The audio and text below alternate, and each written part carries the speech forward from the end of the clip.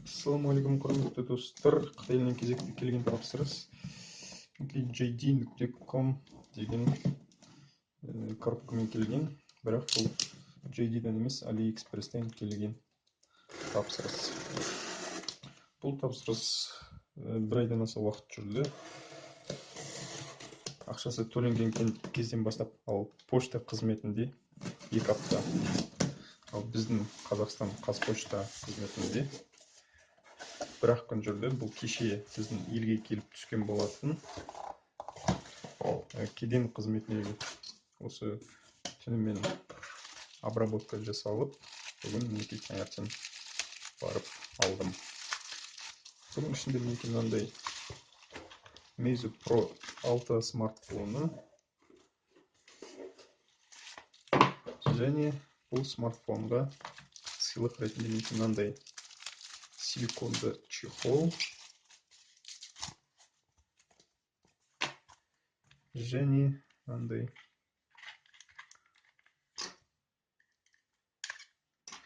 қорғаныш әйнек болу керек. Бұл жерде әйнек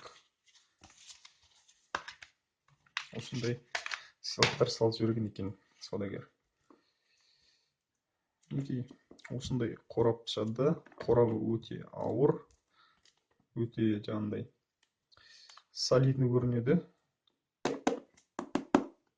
Қорабы темір сияқты. Қазір ашып көрейік.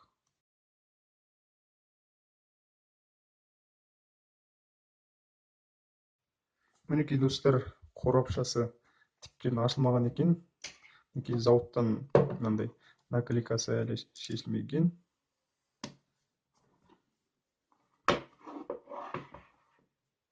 Мінекей былай ашамыз. Беткі қақпағының өзінің қалыңдығын қараңыздар. Пластиктен істелінген екен, темір емес. Мінекей ішінде Европаға арналған осындай зарядка, қытайский емес. Жылдам зарядка болу керек бұның ішінде. Мінекей 5 вольт, 9 вольт және 12 вольт 2 амперден береді екен. Және міне мынандай USB Type-C кабелі бар.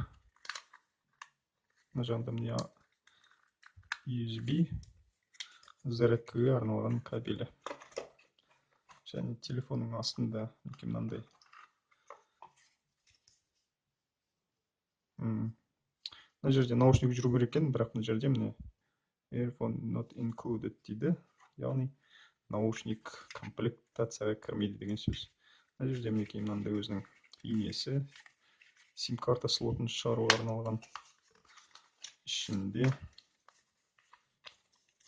Қытай тілінде қысқаша инструкциялары,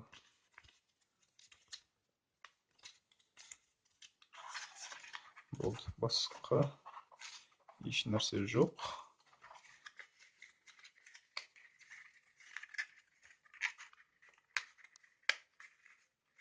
Өте сапалы істелінген барлығы. Және мінекей смартфонымыздың өзі Meizu Pro 6. Бұл Meizu компаниясының флагманы болып есептеледі. Мына жерде мінекей 2 симкаға арналған слот, нано форматы салынады.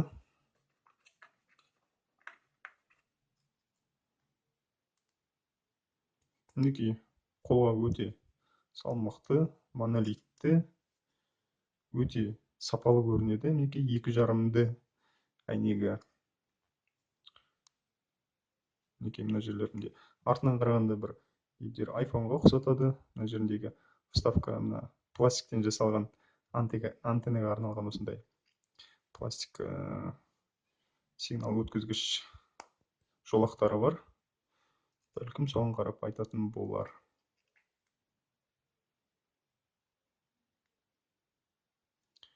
Мінекей қосылып жатыр.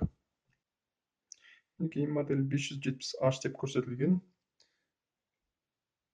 Бұл международный версиясы, халықаралық версиясы. Бұның ішінде барлық тіл бар. Орыс тілі бізге керегі бастысы.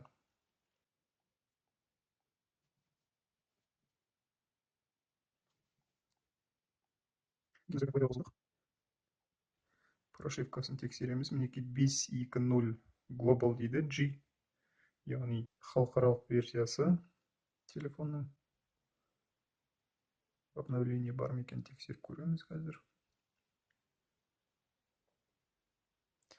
Установлена актуальная версия дейді. Мінекей осындай әдемі телефон. Бұл телефонның характеристикалары: процессор 10 ядролы Helio X25 процессоры, МТК-ның азу бұл жерде жедел жад 4 гигабайт. Ойлаңыздар, 4 гигабайт, менің ноутбугымде 4 гигабайт.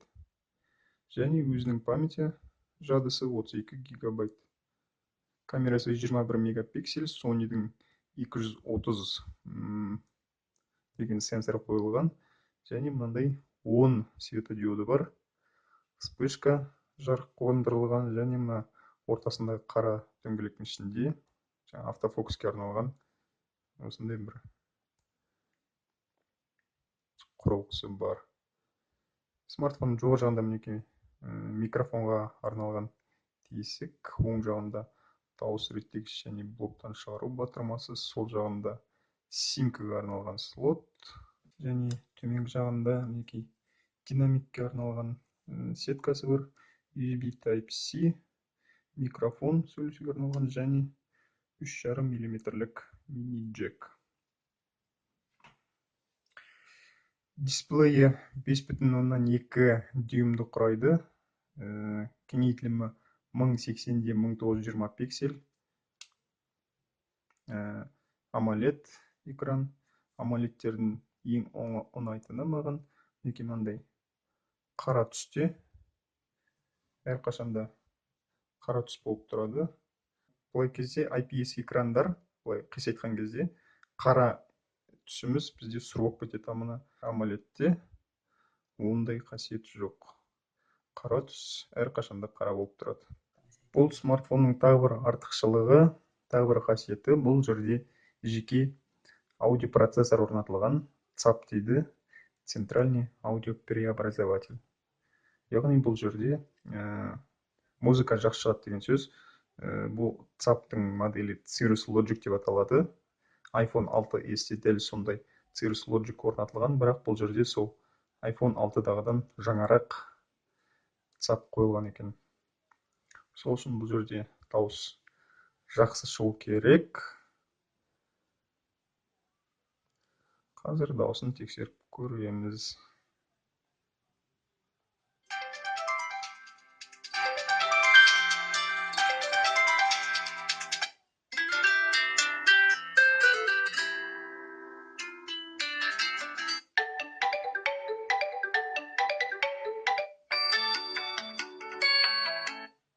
Мінекей достар, осындай дауысы өте тұнық, өте жаңағыдай сочный дейді ғой, шығады.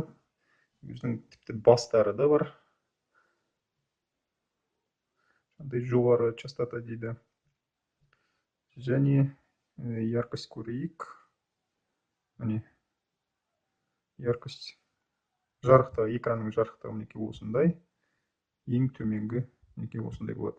Түн ішінде көзге қатты әсер етпейді.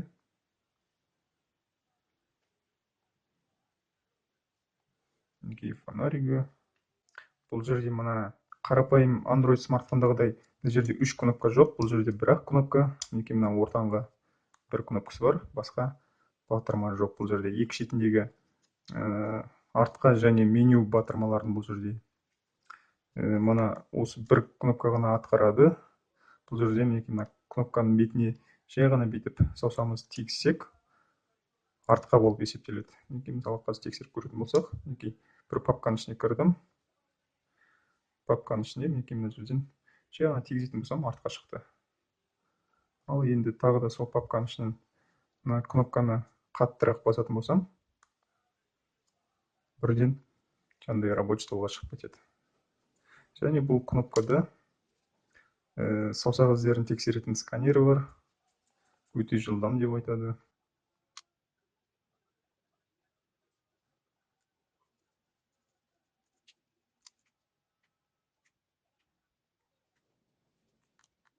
Қазір блокқа қоямыз. Блоктан шығармақшы болсақ, мінекей уже блокировка тұр. Енді блоктан мінекей сауықшақ іздердің көмегімен шығып көреміз. Бірінші, яғни экранды оятып алу керек телефонымызды. Содан кейін барып мына саусағымызды тигізсек, бірден блоктан шығып тұр. Яғни бұл дегеніміз кнопканы 2 рет басу керек. Не болмаса көбірек басып тұру керек.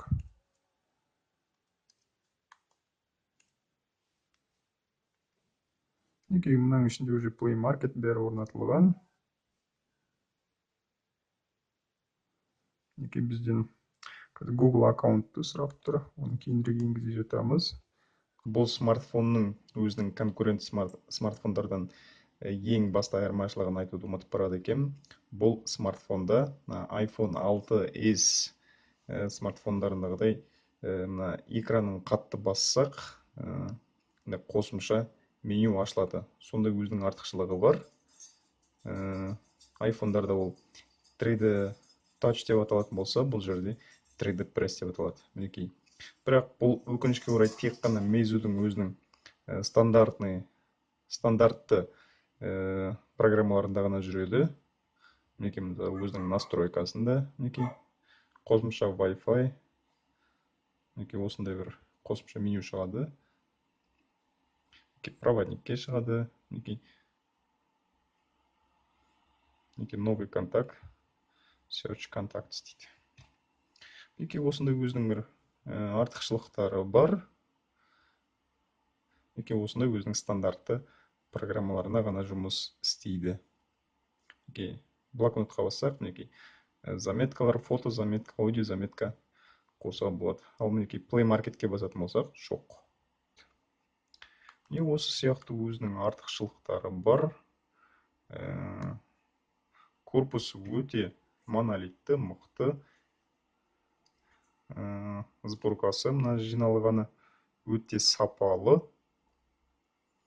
Сондай бір артынан қарағанда да бір сондай әдемі смартфон. Мінекей көріңіздер. Және сканерде өте жылдам жұмыс істейді. Мінекей қараңыздар. Мен саусағымды сәл ғана тигізем, блоктан шықты. Мінекей сәл ғана тигізем, блоктан шықты. Өте жылдам. Мінекей осындай смартфон.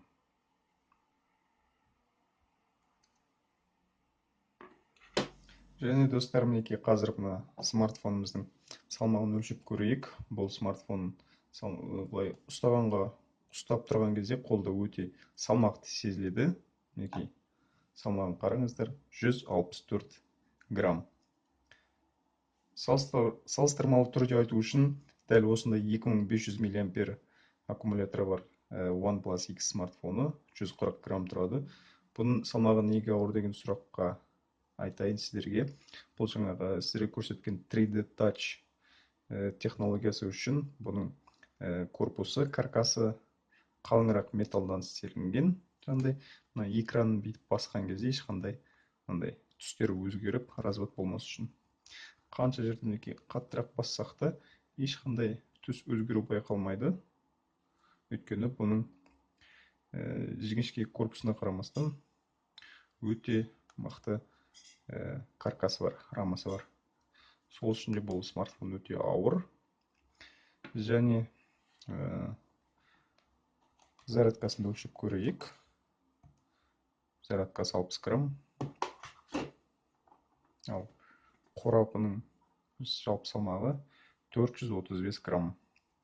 Смартфонды қосқан кезде 599, яғни 600 граммды құрап тұр. Мінекей достар, зарядкасы біткен. Қазір мына Meizu'дың қазір аккумуляторы қанша уақытта қанша тоқ қабылдай алатынын тексеріп көреміз. Қазір мінекей өзінің родной зарядкасын қостық. Мінекей 5 вольт беріп тұр. Қазір уақыт мінекей 20:39. Қанша уақытта зарядталатынын тексеріп көреміз.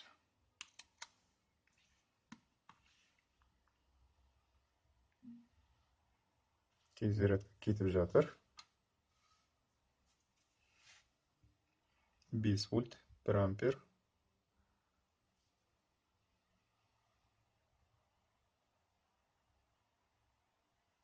мінекей 7 вольтқа көтерілді. 8-9 вольт. Яғни бұл дегеніміз бізде жылдам зарядқа кетіп жатыр деген сөз. Мінекей байқасаңыздар, 9 вольт 1,8 ампер, яғни 2 амперге жуық. Тоқты да көріп тұрсаңыздар, мінекей жылдам кетіп жатыр, 15, 16 ампер кетті уже. Мінекей уақытты тағы бір қарайық, 20:40. Зарядтың қуатталудың жүріп жатқанына тұп-тура 1 сағат болды. Мінекей 21:40, 20:40-та бастаған болатынбыз. Әлі де міне 9 вольт тоқ кетіп жатыр, бірақ бұл жолы 1,8 ампер емес, 0,4 ампер ғана кетіп жатыр. Яғни аз тоқ деген сөз. Бірақ соған қарамастан, мінекей 95% зарядталды. Яғни бұл дегеніміз Meizu'дың өзінің айту бойынша, бұл смартфон 1 сағаттың ішінде 100% қуатталады деген сөз. Мына жерде 1355 миллиампер қабылданды деп жазылған, бірақ бұған назар аудармай қойыңыздар, өйткені бұл жерде тоқтың ауысуына байланысты дұрыс жазылмаған болу керек. Дұрыс көрсетілмей тұрған деп ойлаймын өзім. Осындай жылдам зарядкасы бар ұялы телефон.